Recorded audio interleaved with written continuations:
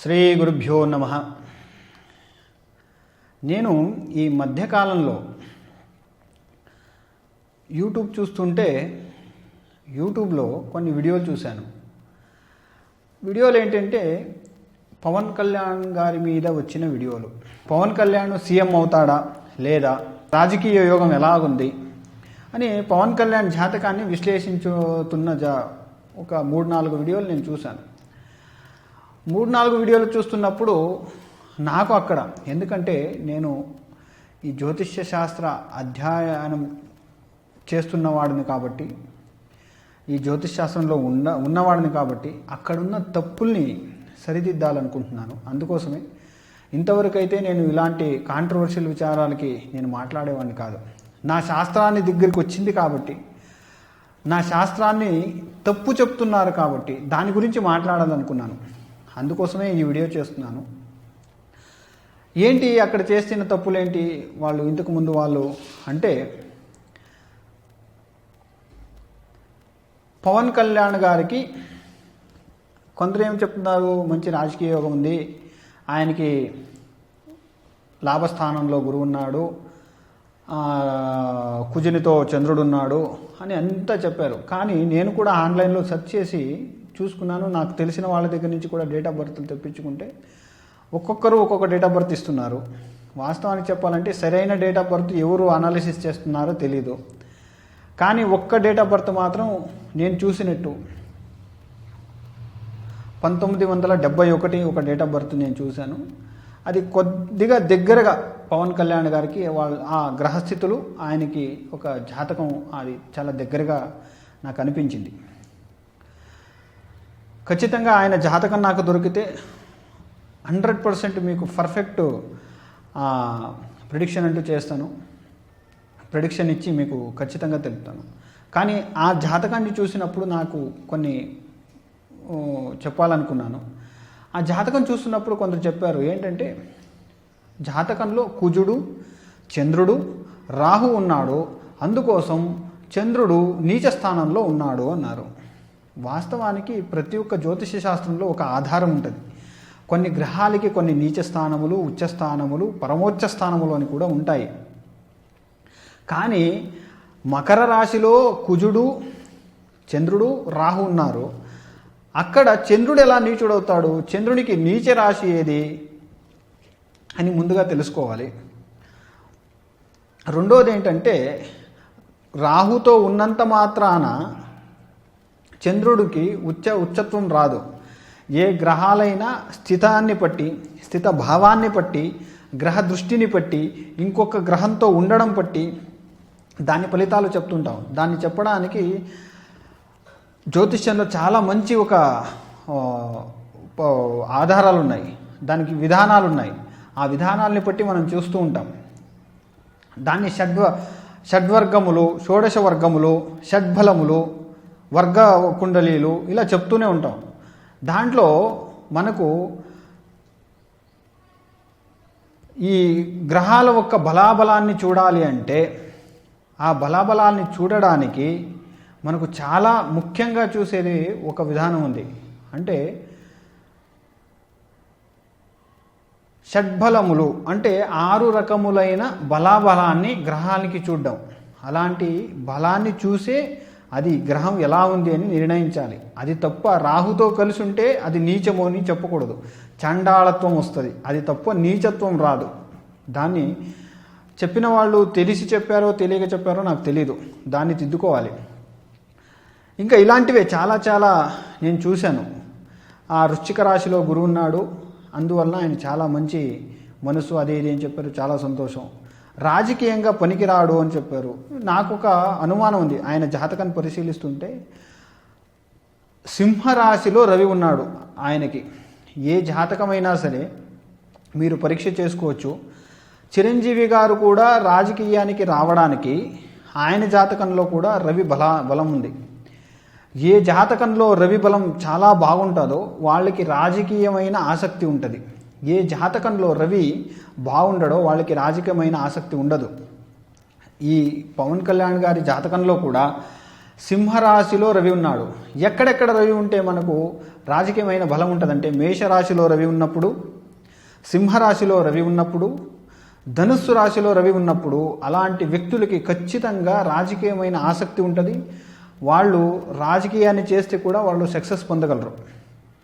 కానీ అక్కడ ఇంకా 2 గ్రహాలు ఉన్నాయి. ఆ గ్రహాల వల్ల కూడా శుక్రుడు కూడా ఉన్నాడు రవితో కలిసి శుక్రుడు ఉండడం వల్ల కూడాను అది కొన్ని సమస్యల్ని తెచ్చిపెడుతుంది, కొన్ని మంచి ఫలితాలు కూడా ఉంటాయి. కొన్ని సమస్యలు ఏంటి అంటే రవి అంటే అహంకారము, రవి అంటే రాజు. నేను ఇంతకుముందే వీడియోలు చేస్తున్నప్పుడు కొన్ని గ్రహాలకి కారకత్వాలు ఉంటాయి. అలా రవి గ్రహానికి తీసుకుంటే రవి అంటే అహంకారము, ఒక రాజు అంటే అహంకారం ఉండాలి. రవి అంటే దర్పము, రవి అంటే రాజత్వము, ఇలాంటి అన్ని లక్షణాలు ఉంటాయి. అదే పవన్ కళ్యాణ్ గారి జాతకంలో శుక్రుడు రవితో ఉన్నాడు. శుక్రుడు అంటే భార్య అని. భార్య రవి గ్రహంతో కలిసి ఉండడం వల్ల ఆయన్ని వివాహం చేసుకున్న తర్వాత ఆమె మారిపోతుంది, మానసికంగా మారుతుంది. అప్పుడు పవన్ కళ్యాణ్ గారికి వాళ్ళకి అంటే ఆ భార్యకి వాళ్ళ మనస్థితులు కలవకపోవచ్చు. ఎందుకంటే ఈయన ఆశించేలాగా ఆమె వర్తించకపోవచ్చు. అందువల్లనే ఈరోజు కూడా పవన్ కళ్యాణ్ గారు 3వ భార్యకి డైవర్స్ ఇచ్చారు అని విన్నాను, నాకు తెలియదు కన్ఫర్మేషన్గా. ఇలాంటివి ఎందుకు జరుగుతున్నాయి అంటే ఆ రవి మరియు శుక్రగ్రహాలు మిలనం వల్ల. ఏ జాతకంలో చెప్తున్నాను చూడండి, మీరు జాతకంలో ఇలాంటి యోగాలు ఉంటే ఖచ్చితంగా మీకు ఇలాంటి ఫలితాలు ఉంటాయి. ఏ జాతకంలో రవి గ్రహంతో శుక్రుడు కలిసి ఉంటే వాళ్ళకి ఖచ్చితంగా వివాహ సమస్యలు, వైవాహిక సమస్యలు ఉంటాయి. పురుష జాతకంలో, మళ్ళీ స్త్రీ జాతకంలో తీసుకోకూడదు దీన్ని. ఏ జాతకంలో శుక్రుడు రవితో ఉంటే, ఆ శుక్రుడు రాహుతో ఉంటే, ఆ శుక్రుడు కేతువుతో ఉంటే, ఆ శుక్రుడు కుజునితో ఉంటే ఖచ్చితంగా ఈ 4 కాంబినేషన్లు మీరు గుర్తుపెట్టుకోవాలి. ఒకటి శుక్రుడు రవితో ఉంటే, శుక్రుడు రాహుతో ఉంటే, శుక్రుడు కేతువుతో ఉంటే, శుక్రుడు కుజునితో ఉంటే, ఈ 4 కాంబినేషన్లు ఏదైనా జాతకంలో ఉంటే ఖచ్చితంగా వాళ్ళకి వైవాహికమైన సమస్యలు ఖచ్చితంగా ఉంటాయి.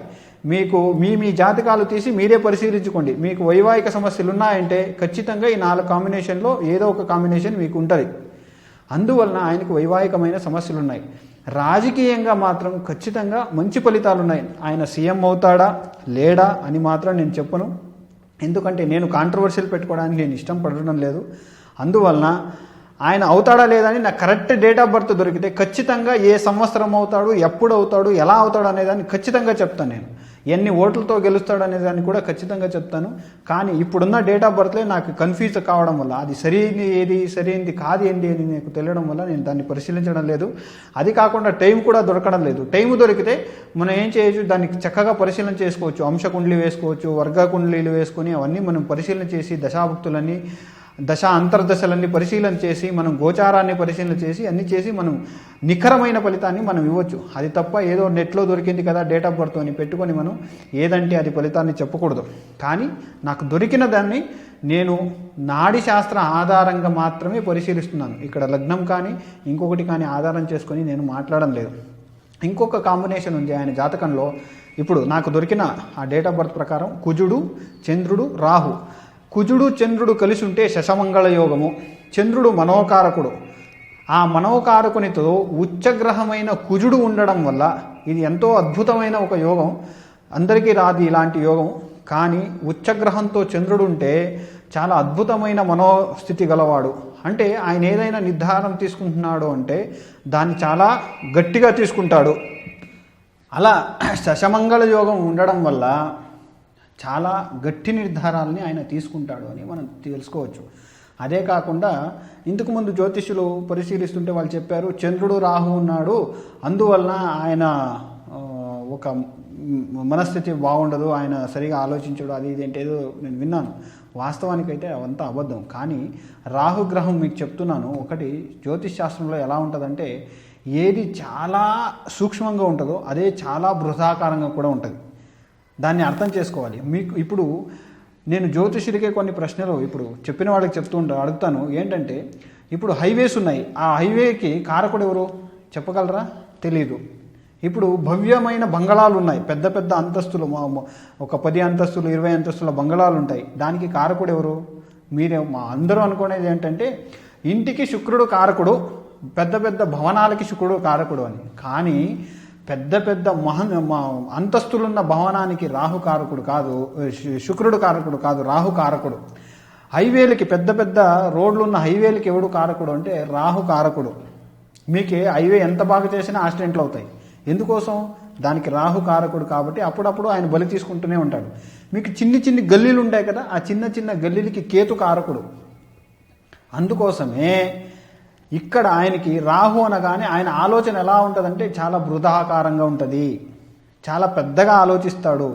చంద్రుడు అంటే మనోకారకుడు. ఆయన మనస్సు ఎలాగా ఆలోచిస్తాడు? చాలా పెద్దగా, బృహదాకారంగా, పెద్దగా ఆలోచిస్తాడు ఆయన అని మనం తెలుసుకోవాలి. జ్యోతిష్య శాస్త్ర ప్రకారం ఆయన యోగం అలా ఉంది. ఇంకొకటి స్థిత రాశి కూడా, ఆయన స్థితం ఉన్న ఆ భావం కూడా చాలా బాగుంది. అది దుస్థానం కానీ నీచ స్థానం కానీ కాదు. ఇంకొకటి ఉచ్చ కుజనితో ఉండడం వల్ల, రాహుతో కలిసి ఉండడం వల్ల చాలా గట్టిగా నిర్ధారాలు తీసుకుంటాడు. ఒక్కొక్కటి చాలా పెద్దగా ఆలోచిస్తుంటాడు కూడా. అది వాస్తవానికైతే ఆయన చాలా సైలెంట్గా ఉంటాడని కూడా మనం వాస్తవానికి తెలుసుకోవచ్చు. ఆయన చాలా ఇష్టమైన వాళ్ళతోనే ఆయన ఎక్కువగా మాట్లాడతాడు. అది తప్ప ఆయనకి ఇష్టమైన వాళ్ళతోనే కలుస్తాడు. ఎందుకోసం? పెద్దగా ఆలోచిస్తాడు కాబట్టి. ఆయన మనస్థితి కలిగిన వాళ్ళు కలిస్తే మాత్రమే ఆయన మాట్లాడతాడు, లేకపోతే ఎక్కువగా మాట్లాడు. ఇంకొకటి ఏంటి? అందరి మీద ప్రేమతో మాట్లాడతాడు. ఎందుకోసం? చంద్రుడు శుభస్థానంలో ఉన్నాడు కాబట్టి అందరితో ప్రేమగా మాట్లాడిస్తాడు, అందరినీ ప్రేమాప్యాయతలతో చూస్తాడు ఆయన. అందువల్లనే చంద్రుడు బాగున్నాడు కాబట్టి అందరినీ ప్రేమతో మాట్లాడిస్తాడు. చంద్రుడు బాగాలేకపోతే అంత ప్రేమగా ఎవరిని మాట్లాడించాడు. ఎందుకంటే మీరు ఈ సినిమా ఫీల్డ్లో మీరు తెలుసుకుంటే ఇంతకుముందు ఎవరైనా వేరే మీరు ఒక ఆయన గురించి కనుక్కుంటే మాత్రం అందరూ పాజిటివ్గానే రెస్పాన్స్ ఇస్తారు, కానీ నెగిటివ్గా మాత్రం ఇవ్వరు. ఎందుకోసం అంటే ఆయన మనసు బాగుంది కాబట్టి, ఆయన మంచిగా ఆలోచిస్తాడు కాబట్టి. రాహుతో కలిసి ఉంటే ఇప్పుడు అది చండాల యోగం అయితే, నీచ యోగం అయితే ఆయన అలా చేయకూడదు కదా. అలా కాదు, ఏది అశుభం ఇస్తుందో అదే చాలా శుభ ఫలితాన్ని కూడా ఇస్తూ ఉంటుంది. ఇప్పుడు శనిగ్రహాన్ని ఒకటి ఏం చెప్పేశారంటే శనిగ్రహం అంటే అశుభము అని పెట్టేశారు. అది వాస్తవానికైతే కాదు. శనిగ్రహం కూడా చాలా, ఆ శని దశలోనే చాలా కోట్యాధిపతులైన వాళ్ళు కూడా ఉన్నారు. అలాంటి జాతకాలు కూడా నేను చాలా చూశాను. అందుకోసమే నేను ఇంకొకటి క్లారిఫికేషన్ చేస్తున్నాను. జ్యోతిష్యం మీద నోటికొచ్చింది వాగే వాళ్ళకు మాత్రమే ఇది. జ్యోతిష్యం నమ్మేవాళ్ళు దీన్ని చక్కగా వినుకోండి. ఈ 9 గ్రహాలు ఏమున్నాయో ఈ 9 గ్రహాలు కూడా ఏ గ్రహము అశుభము కాదు, శుభము కాదు. దాని గుణానికి తగ్గట్టుగా ఆ జాతకంలో ఆ స్థిత భావానికి తగ్గట్టుగా అది మంచి ఫలితాలని ఇస్తుంటుంది. అంతే తప్ప ఏ గ్రహము శుభము కాదు, అశుభము కాదు. దాన్ని ఒకటి గుర్తుపెట్టుకోండి. రెండోది కాళసర్ప దోషం ఉంది, అలా ఉంది, ఇలా ఉంది. కాళసర్పం దోషం ఉండడం వల్ల అలా ఇలాగాని కూడా నేను విన్నాను. ఆ కాళసర్ప దోషము అనేది వాస్తవానికి దోషము కాదు, యోగము. ఎందుకంటే మీకు చిరంజీవి గారికి కాళసర్ప యోగం ఉంది, సచిన్ తెండూల్కర్ గారికి కూడా కాళసర్ప యోగం ఉంది, ఇంకా చాలామంది రాజకీయ వ్యక్తులకి కాళసర్ప యోగం ఉంది. అలాంటి మహాన్ వ్యక్తులకి కాళసర్ప యోగం ఉంది కాబట్టి వాళ్ళు మహాన్ వ్యక్తులయ్యారు. అంతే తప్ప అది దోషము కాదు. దాన్ని కూడా గుర్తుపెట్టుకోవాలి. మళ్ళీ ఇంకొకటి, కొన్ని విచారాలను నేను చూస్తుంటే అలాంటి ముహూర్తంలో కాళసర్ప దోషం ఉన్న ముహూర్తంలో ఏదో చేశారు, ఈ ముహూర్తం సరిలేదు, అందుకే అది చేశారు, ఇది చేశారు అని చెప్పారు. వాస్తవానికైతే ముహూర్తాలకి యోగాలు వర్తించవు. ముహూర్తం చూస్తున్నప్పుడు రాహుకాలము, యమగండ కాలము, గుళిక కాలము దీన్ని చూసే అగత్యం లేదు. ఈ అంశం ఎక్కడుందంటే ముహూర్త మార్తాండ అనే గ్రంథంలో ఉంది, పరిశీలన చేసుకోవచ్చు. ఎందుకంటే నేను చెప్పడం కాదు, శాస్త్రంలో చెప్పింది కాబట్టి చెప్తున్నాను. ముహూర్తానికి కావాల్సింది ఏంటంటే ఏకవింశతి దోషాలు లేకపోవడం అంతే. ఆ ఏకవింశతి దోషాలు లేకపోవడం ఎలా ఉంటుంది, దాన్ని ఎలా నిర్ణయించాలి అని ఖచ్చితంగా ముందు నేను దానికి సంబంధించిన ఒక ముహూర్త భాగానికి సంబంధించిన వీడియోలు చేస్తున్నప్పుడు ఖచ్చితంగా చెప్తాను. ఎలాంటి దోషాలని మనం చూడాలి ముహూర్తం చూస్తున్నప్పుడు అని. అది తప్ప కాళసర్ప దోషం అని కానీ, ఆ దోషం అని కానీ ఇలాంటివి ఖచ్చితంగా లేదు. కాళసర్ప యోగాలు ఉన్నాయి. ఆ కాళసర్ప యోగాల్ని సర్పదోషం అనేది ఉంది. మళ్ళీ దాన్ని కూడా క్లారిఫికేషన్ చేస్తున్నాను. సర్పదోషం ఉంది, కాళసర్ప దోషం లేదు. కాళసర్ప యోగం అది. ఆ యోగం యొక్క ఫలితం ఎప్పుడు ఇస్తుందంటే 42 సంవత్సరాల మనిషి జీవితం సగమైన తర్వాత అత్యున్నతమైన అద్భుతమైన ఒక ఫలితాన్ని ఆ యోగం ఇస్తుంది. మీరు జాతకమైనా తీసుకోండి, ఆయన జీవితావధి సగం అయిపోయిన తర్వాత అద్భుతమైన రాజయోగం ఇస్తుంది ఆ కాళసర్పయోగం. అదే తప్ప దోషం ఉంటే మాత్రం ఖచ్చితంగా కొన్ని అశుభ ఫలితాలు ఉంటాయి. దాని గురించి కూడా ముందు మాట్లాడతాను. మాట్లాడుతున్నప్పుడు మాత్రం జ్యోతిష్యం గురించి మాట్లాడుతున్నప్పుడు దాని గురించి తెలుసుకొని శాస్త్రాన్ని సరిగా పరిశీలించి మాట్లాడితే చాలా చాలా సంతోషం. అది తప్ప మీ పేరు ప్రతిష్టల్ని తెచ్చుకోవడానికని కానీ, లేదు మీ పేరు సొసైటీలో తెలియాలని కానీ ఇలాంటివి మాత్రం చేయకండి. శాస్త్రానికి ద్రోహం చేయకండి. శాస్త్రాన్ని నిలబెట్టే పని చేయండి. దాంట్లో అన్నం తింటున్నారు కాబట్టి శాస్త్రాన్ని నిలబెట్టే పని చేయండి అని మీ అందరికీ తెలుపుతున్నాను. దీన్ని చేస్తున్న ప్రేక్షకులకు కూడా అదే చెప్తున్నాను. ఎవరు ఏం చెప్తే దాన్ని వినడం కాదు. ఏది నిజమో ఏది అబద్ధమో మీరు కూడా ఆలోచించుకొని దాన్ని పాటించండి. అందరికీ బాగుండాలని, అందరూ సుఖంగా ఉండాలని ప్రార్థిస్తూ లోకా సమస్త సుఖినో భవంతు.